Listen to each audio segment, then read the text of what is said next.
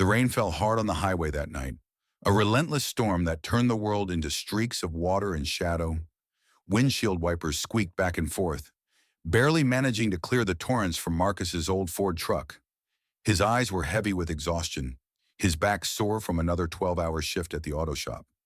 It had been a long day like every other day lately, but home was only a few more miles away, and his daughter, Lily, would be waiting with stories of school and maybe one more drawing for the fridge. Lightning flashed, illuminating the dark road ahead for a brief moment. That's when he saw its hazard lights blinking weakly on the shoulder. A sleek, black SUV sat motionless, steam curling from its hood, one side sagging where a front tire had clearly blown. Marcus considered driving past. He was drenched in sweat and rain just from the day's work, and the last thing he wanted was to kneel in a puddle. Besides, a car like that belonged to someone who probably had roadside assistance on speed dial.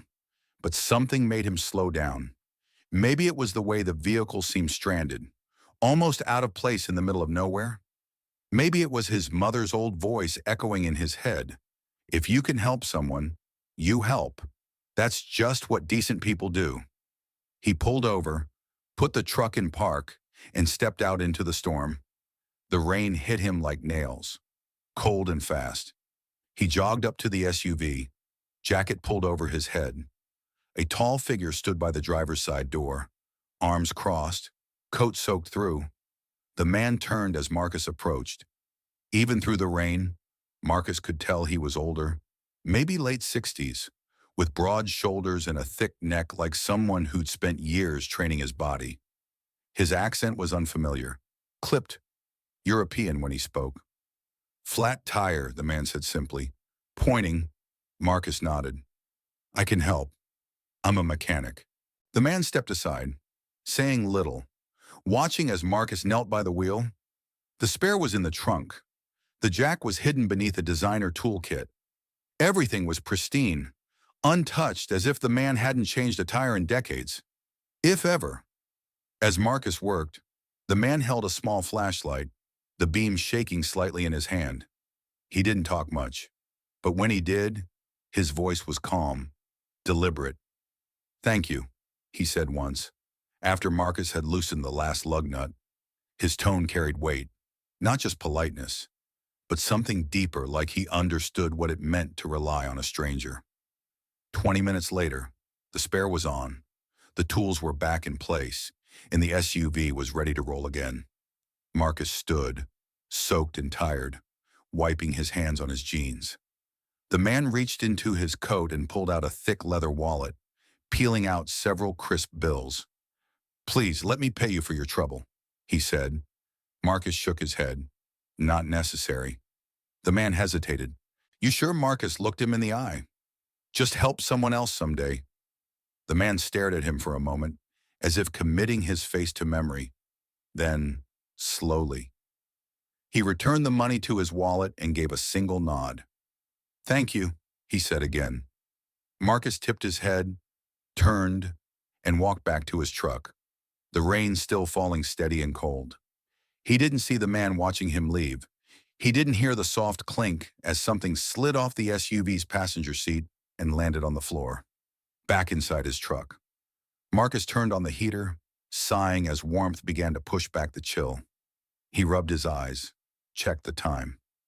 Lily would be asleep soon. He hoped the babysitter had made her soup. He put the truck in drive and pulled away, unaware that in the car behind him, a lone glove sat on the seat. It was old, frayed at the seams, stained from years of lifting. A name was barely visible on the inside cuff, faded but still legible if you look closely. Schwarzenegger. Before we dive in, let us know where you're watching from today. And if you like this story, don't forget to subscribe. The rain had followed Marcus home, tapping softly against the windows of the small second-floor apartment he and Lily called home. Outside, the Chicago wind howled down the alleyways between aging brick buildings. But inside, it was warm, dim, quiet. The kind of quiet that feels heavy rather than peaceful. The apartment smelled faintly of old wood and cinnamon, leftovers from Mrs. Chen's apple cake earlier in the week. Marcus stepped inside, boots soaked and jeans stiff from the storm. He shrugged off his jacket and hung it by the door, careful not to drip on the stack of bills piled on the kitchen table. "Dad," a small voice called from the hallway. Lily ran out in mismatched socks and a hoodie 2 sizes too big, her hair tied in a lopsided ponytail. She hugged him tight around the waist. "You're drenched, just a little rain," Marcus said, smiling tiredly. "You finish your homework, all done," she said proudly. "I saved you some soup. Mrs. Chen made extra." He ruffled her hair. "That woman's a saint." She followed him into the kitchen, talking nonstop about school, basketball practice, and how her friend Kayla got a nosebleed from laughing too hard. Marcus listened with half an ear, heating up the soup she mentioned, stirring it absently. Her voice was music, but his mind wandered. To the storm, to the man in the SUV, to the way the glove had looked, torn but familiar. Something about it tugging at the back of his memory. They sat together on the couch, bowls in hand. The furniture was old, second-hand, but still comfortable. The living room was decorated with Lily's drawings, school awards, and a few framed photos, one of them slightly warped from a leak in the ceiling 2 winters ago. It showed the three of them at the beach, Marcus, Lily, and Maria. After dinner, Lily curled up beside him with a book. Her feet rested under his legs for warmth. He leaned back, arm around her shoulder, staring at the muted TV screen. He wasn't really watching. His mind was far away, pulled backward through time. Dad Lily's voice was soft now, cautious. He looked down. Her eyes were wide, brown like her mother's. "Do you ever get sad that Mom's not here?" The question stopped his breath for a moment. He forced a smile, swallowed hard. "Yeah," he said. "Every day, me too," she whispered. "But I don't cry about it anymore. Is that okay?" Marcus nodded, pulling her closer. "That's okay. Lily Bear. Everyone misses in their own way." She was quiet after that, letting the silence stretch between them. Outside, and the rain began again. Gentle now, almost kind. After she went to bed, Marcus cleaned up the dishes and turned off the lights. He walked to the shelf in the hallway and stared at the framed photo of Maria. She was laughing in the picture, caught mid-moment, hair blowing in the wind. Lily was only 5 when it was taken. That summer had been the last time life felt whole. He reached out and touched the edge of the frame. His hand lingered. "I'm doing my best," he whispered. "I hope that's enough." In the bathroom, he changed into dry clothes, scrubbed the grease from his hands with lemon soap, the same kind Maria used to buy. The smell always made him pause, not because it was sweet, but because it hurt. In the bedroom, he pulled the blanket up over Lily's small frame. She was already asleep, one arm around the stuffed bear Maria had sewn herself. Marcus watched her for a long time, then went back into the living room and sat alone. He didn't cry, not at first, but eventually. As the wind pushed against the windows and the heater kicked on with its usual rattle, the weight caught up to him. He leaned forward, elbows on knees, and covered his face with both hands. He didn't sob. He just leaked. Quiet tears. The kind you cry when no one's watching, when the world has grown too heavy to carry, but you carry it anyway.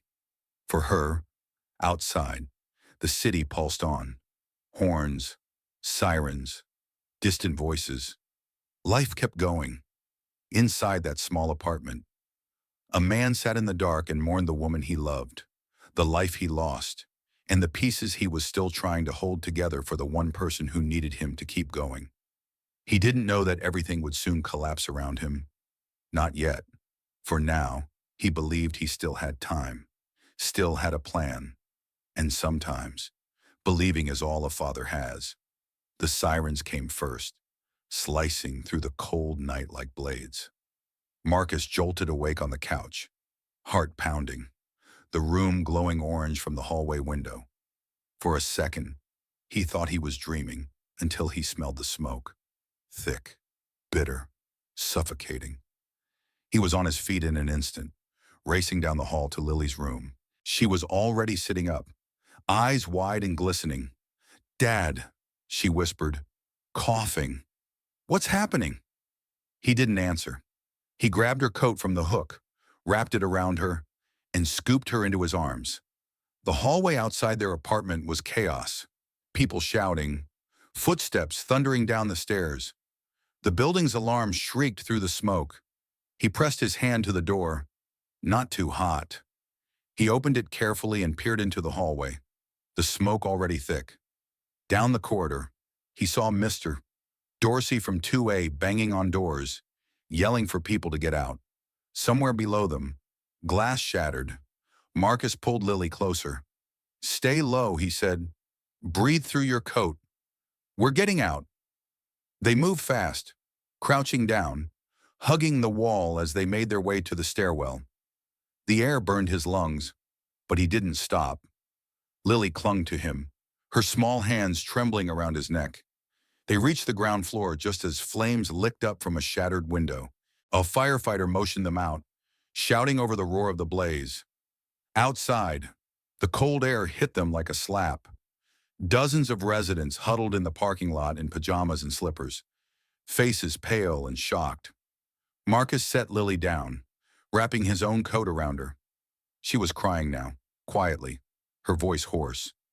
Our pictures, she said. Is Mom's photo gone? Marcus didn't answer. His throat was too tight. He looked up at their apartment window. Smoke poured out into the night sky. Flames danced behind the glass. He pulled her close. It's just things, he said, even though he didn't believe it. We're safe. That's what matters. The fire raged for hours. By dawn, the building was blackened and silent, gutted from the inside out.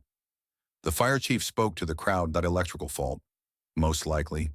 No one was allowed back in. Too unstable. Too dangerous. The Red Cross set up cots at a nearby community center. Marcus and Lily were given blankets, bottled water, and a pair of vouchers for clothing.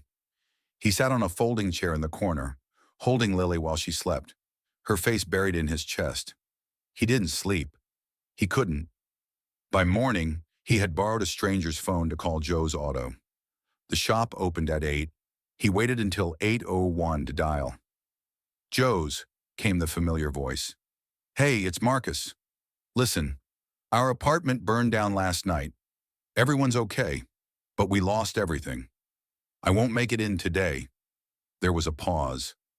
Longer than it should have been. Marcus, there's something I need to tell you, Joe said. I've been trying to figure out how to say it. Marcus's stomach turned. The shop's been sold. New owner takes over Monday. He's bringing his own crew. I couldn't stop it. Silence. I'm sorry. Man, Marcus swallowed hard. So yesterday was my last day. Yeah, Joe said quietly. I didn't know how to tell you. You've been like family. Marcus stared at the wall, hand still gripping the phone. Thanks for everything. Joe, anything I can do. But Marcus had already hung up. He sat still for a long time, the phone resting in his lap. Around him, people moved, talked, handed out coffee. But he was somewhere else entirely. A burned-out apartment, a lost job, a daughter who had just asked if her mother's picture survived. He reached into his pocket, pulled out what remained of the photo. The corner was charred, the colors faded, but Maria's smile was still there barely, a piece of the past clinging to the present by its edges. That night, they checked into a roadside motel using the emergency voucher. 1 room, 2 beds, thin walls, a broken heater that buzzed like a dying fly. Lily curled up under the blanket, her bear in her arms, her eyes searching for reassurance Marcus wasn't sure he could give. He stood at the small window, watching the cars pass on the highway. The world outside didn't care that his life had just collapsed. No home, no job, no savings, no backup plan. Just a burnt photo and a promise to a 10-year-old girl that he would find a way. He closed his eyes. He didn't know how yet, but he would. He had to. The motel room smelled like mildew and old cigarettes, the kind of scent that stuck to your clothes and made your skin itch. A single lamp buzzed weakly in the corner, its light too dim to brighten anything, but too harsh to ignore. Rain tapped against the window like a broken rhythm, and the wind outside carried the distant hum of traffic and sirens. Marcus sat on the edge of the bed, elbows on his knees, staring at the floor like it might speak if he waited long enough. Lily was asleep on the armchair, wrapped in a thin motel blanket. One arm dangled off the side, her fingers curled loosely around her stuffed bear. Her shoes were still on. She'd fallen asleep mid-sentence, asking if they could go back to school next week. Marcus had said maybe. That was all he could give her, lately maybes. On the table next to the TV sat the last of their food, a can of soup, half a loaf of bread, and some crackers. He hadn't eaten. Couldn't. His stomach felt like a tight knot of wire and regret. Earlier that day, he'd done something he swore he never would. He opened the old red toolbox, his father's toolbox, the one he'd carried since he was a teenager, and sold the entire set to a pawn shop 3 blocks down. It wasn't much, but it paid for another 6 nights here. 6 more nights of pretending everything was temporary. 6 more nights of trying to look strong in front of a child who had already lost too much. The man at the pawn shop didn't even ask why. He just looked at the tools, nodded, and slid a few bills across the counter. Marcus had carried that box through every job, every garage, every moment that had ever given him purpose. Watching the clerk push it behind the counter had felt like bearing a piece of himself. Now, back in the room, he held what was left of the photo of Maria. It was curled at the edges, the burn marks creeping in like shadows. Her face was still there, barely. That smile, that light. He ran his thumb across it and felt the paper flakes slightly beneath his touch. He closed his eyes and whispered something only she would have understood. Then he slid the photo into his wallet and tucked it away. On the small desk near the window sat a blank piece of paper. Next to it, a pen and a half-filled form from a community relief center. It asked for basic things: name, date of birth, income, reason for assistance. Marcus had filled out most of it, but when he got to the part that asked why he needed help, he stopped. He stared at that line for 10 minutes. He didn't write anything. He couldn't. Instead, he folded the paper, tore it in half, then in half again, and dropped the pieces into the trash. His pride was bruised. Not broken, but it was close. Closer than he'd ever admit out loud. The rain picked up outside, a steady wall of sound now. Lily stirred slightly in her chair, murmuring in her sleep. Marcus walked over, pulled the blanket up higher on her shoulder, then sat on the floor beside her. He rested his back against the armchair, knees drawn to his chest, arms wrapped around them like a child trying to disappear. He didn't cry, not yet. He just sat there, breathing, waiting, listening to the storm outside and the storm inside. They weren't so different. Then, the phone rang. It was the motel landline, the one he hadn't touched since check-in. The sudden sound made him jump. He stood slowly, confused, cautious. He walked over and picked it up. "Hello," a calm voice answered. "Mr. Carter," he hesitated. "Yeah, this is Caroline. I work with a private client who'd like to speak with you.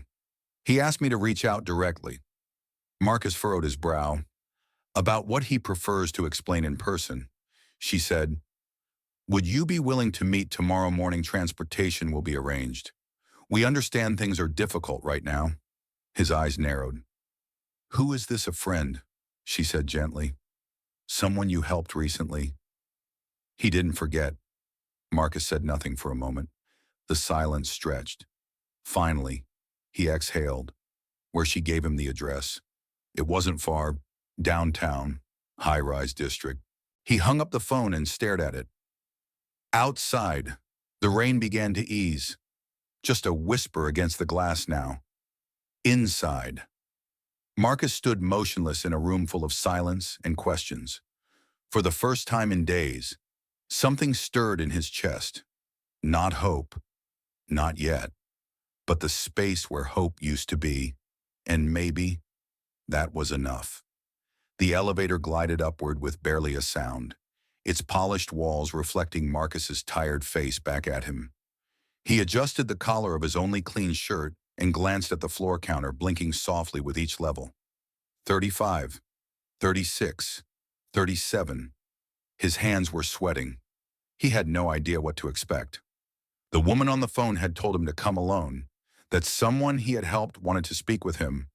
That was it.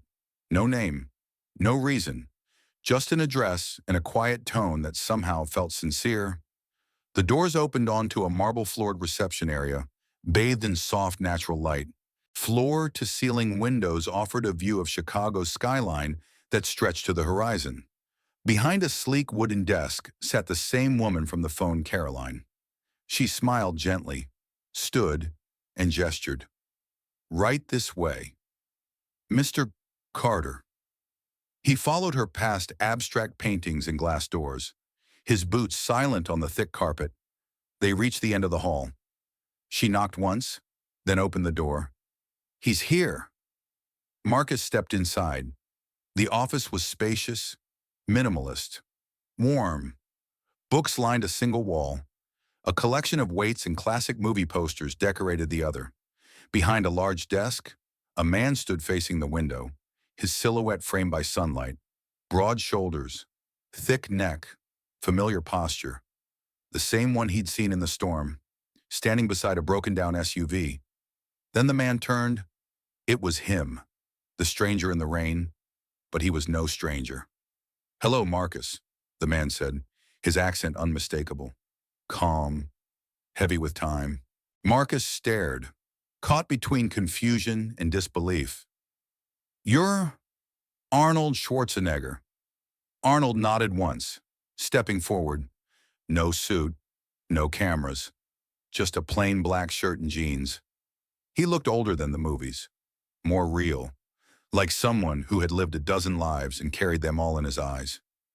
I didn't recognize you that night, Marcus said slowly. Arnold smiled. That's good. I didn't want to be recognized. I just wanted to be helped like anyone else. They sat across from each other. No desk between them now. Just two men, weathered and worn by different storms. I remember your hands, Arnold said. Calloused, steady. You didn't hesitate. Marcus shrugged. Wasn't much. Just a tire. Arnold shook his head. It was more than that. He paused, then looked out the window, his eyes distant. When I first came to this country, I had nothing. No English, no connections. Just a suitcase and a dream. People laughed at me. My accent, my name, my body. I didn't fit the mold of anything this country understood back then. He turned back to Marcus. I worked construction by day, trained at night, slept on the floor of a gym. There were days I wanted to quit, but there was always someone, just one person who showed a little kindness. Enough to remind me I mattered. He leaned forward. That night in the rain, when you helped me without asking for anything, it brought all that back. You reminded me of who I was when I had nothing. Marcus said nothing. His throat tightened. He hadn't expected this. A thank you. Maybe. A job offer. Possibly. But not this. Not a mirror into someone else's past that looked so much like his own. I don't understand, Marcus said. Why me? Arnold stood and walked to a shelf behind his desk. He picked up a framed photo and handed it to Marcus. It showed a much younger Arnold standing in front of a beat-up old weight bench, smiling like the world hadn't broken him yet. Because I know what it's like to feel invisible. And I know what happens when someone sees you anyway. He sat down again. I have more money than I'll ever need. But what I don't have, what none of us have, is time to waste. You helped me without knowing who I was, and that means more than you think. Marcus looked at the photo, then at the man across from him. It didn't feel real. Not the office, not the view, not the weight of those words. Arnold spoke again. I want to offer you something, not out of pity, not as a reward, but because the world needs more people like you in places where they can do more. Marcus leaned back, overwhelmed. I don't know what to say. Then don't, Arnold said. Just listen. Outside, the city moved on, unaware that inside that quiet room, two men, one remembered by the world, one forgotten by it, were rewriting the story of what kindness could mean. And for the first time in a long time, Marcus didn't feel like a man drowning. He felt seen. The garage was nothing like Marcus expected. It wasn't just a place to store cars. It was a sanctuary, wide open space, polished concrete floors, skylights that bathed everything in soft daylight. Rows of classic vehicles stretched from end-to-end vintage muscle cars, European masterpieces, engines that looked like art, and in the quiet between them, there was something else, a feeling, like the room was built not to show off wealth, but to protect memories. Arnold walked beside him, hands tucked in his pockets, his voice low and steady. This is where I come to think, to remember. Every car here has a story. Some remind me of home, others of victories or losses. Some I bought the day I achieved something. Others I found when I had nothing. Marcus moved slowly, taking it all in. He stopped beside a 1971 Camaro, its paint perfectly restored, its chrome gleaming. He reached out and ran his fingers along the fender, then quickly pulled them back. Sorry, I didn't mean to. Arnold smiled. It's fine.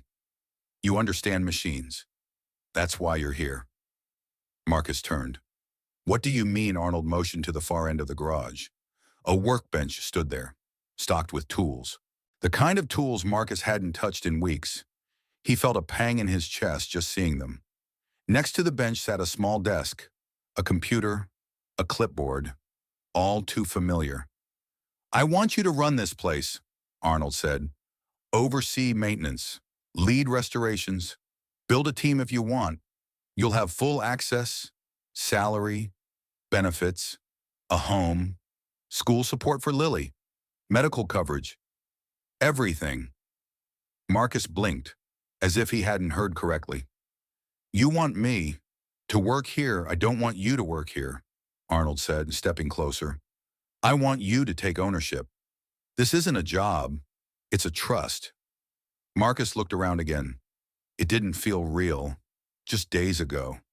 He was sitting on the floor of a motel room, wondering how to make it through the week. Now, he was standing in the middle of something sacred, being offered a future. I don't think I'm the right guy for this, Marcus said softly. I'm just some mechanic from Southside. I lost everything. I don't have a degree. I don't even have tools anymore. Arnold crossed his arms. You have something better. Integrity, grit, the kind of experience no school can teach? Marcus shook his head. I don't know. Feels like I didn't earn this. Arnold paused, then stepped forward and placed a hand on Marcus's shoulder. This is not charity. This is legacy, and you're part of it. The words sat heavy in the air, not in a burdensome way, but with meaning, weight that came from truth. Arnold walked back toward the Camaro, touching the hood like an old friend. You fixed my car that night, but more than that, you reminded me that even in a world built on status and names, there are still people who do the right thing when no one's watching. That means something to me.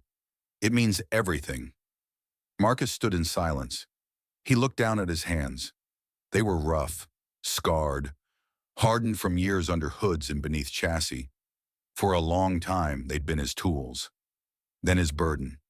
Now, maybe, they were his way forward. He looked up at Arnold. What about Lily already enrolled? Arnold said. Private school, scholarships in place, aftercare. I made a few calls. Marcus laughed once short, uncertain, then rubbed his eyes. She'll never believe this. She doesn't have to. She just has to live it. They walked the length of the garage together. No rush. No need to fill the silence. Outside, the sky was clearing. The storm from days ago had passed. In its place, something softer. Still unknown, but not terrifying anymore. Marcus stopped at the tool bench again. His hand hovered over a socket wrench. May I? Arnold nodded. Marcus picked it up. It felt right, balanced, solid, like coming home to a language he hadn't spoken in years but never forgot. He smiled, and for the first time in a very long time, it wasn't out of politeness. It was real. The new apartment wasn't grand, but it felt like it was 2 bedrooms, sunlight in the morning, quiet neighbors, and a small balcony that overlooked a patch of green space where Lily liked to read. Everything smelled clean. New paint, new linens, new beginnings. Lily had her own room now, with a desk by the window and shelves full of books. The walls were covered with her drawings again, but this time they weren't taped to cracked plaster. They were framed, real wood frames. It was the kind of home Marcus never thought he'd have again, the kind he wasn't sure he'd ever had, even when Maria was alive, because now, more than ever, he saw it all differently. Each morning began the same: breakfast together, a short drive to Lily's new school, a wave at the gate. Then Marcus headed to the garage, the private one Arnold had entrusted him with. He arrived before the sun was fully up, walked the rows of classic cars like a farmer checking his crops. He knew every sound each engine made now, every bolt, every imperfection, but he also knew what it meant to care for something, to restore what others had forgotten. In the afternoons, Lily had practice, basketball. At first, she was nervous. The other kids had private trainers and better gear, but Marcus encouraged her, told her what Maria would have said: just play with heart. What surprised him most was who offered to help: Arnold himself, the legend. He showed up one Saturday wearing a simple tracksuit, a whistle around his neck, and a grin like a proud uncle. They trained twice a week now. Lily was small but quick, focused, and Arnold never coddled her. He made her run laps, do drills, learn to fall and get back up, and Lily loved every minute of it. One afternoon, Marcus stood at the edge of the court watching her dribble past taller players. She made a layup and ran back down the court, laughing. As she passed him, she called out, not knowing he could hear her, "Good things happen to good people." That's what Mom always said. Marcus closed his eyes for a second, the words hitting him deep and sudden. He hadn't heard them in years. Maria's voice came back like a whisper on the wind. He smiled, then looked up at the sky. Not to say anything, just to feel close. Outside of work and basketball, something else had begun. Arnold had started a charity, a quiet one. No press releases, no photos, just a name, just help someone else. Marcus helped him run it. They offered small grants to people who had fallen through the cracks: single parents, veterans, young mechanics with no tools, no questions asked, no red tape, just help. Marcus remembered the first person they helped, a mother with 2 kids who had been evicted during winter. He showed up at her door with a prepaid hotel reservation, groceries, and a voucher for daycare. She cried in silence, clutching the keys with shaking hands. Marcus didn't tell her who funded it. He just said the words that had become a kind of promise. Someone helped me once. Now it's my turn. The ripple grew. People began writing letters. Some dropped off envelopes of cash with no names. Others offered time, tools, food. The circle widened without anyone needing to draw it. It just happened, the way kindness does. Back at the garage, Marcus kept a single item pinned to the wall above his workbench. It wasn't a tool. It wasn't a photo. It was a glove, torn, worn, stained with oil and time. The same glove Arnold had left behind that night in the rain. At first, Marcus hadn't known what it meant, but now he saw it clearly. It wasn't a mistake. It was a marker, a breadcrumb left behind not to be returned, but to remind. He stared at it often, in moments when doubt crept in, when the past tried to pull him under. The glove reminded him that no storm lasted forever, that sometimes the smallest act, a flat tire, a helping hand, could rewrite a life. One evening, long after the garage closed, Marcus sat alone under the hanging lights, tools cleaned, Cars silent. He opened his notebook and scribbled something Lily had said at dinner. If you help someone, and they help someone, it's like you helped both. He smiled at that, closed the notebook. Across town, Arnold stood on his balcony looking over the city. He didn't need to check in. He knew. The garage was in good hands. The mission was alive. Not in programs or plaques, but in people like Marcus. In girls like Lily, running drills in old sneakers with fire in their eyes. And in quiet moments, in rainstorms, in gas stations, on the side of the road, where the world still turned quietly. And sometimes, someone still stopped. Legacy wasn't about monuments. It was about momentum. And on that night, in the gentle hum of a Chicago evening, it kept moving. If you enjoyed this story, let us know in the comments, and don't forget to like, share, and subscribe for more inspiring stories.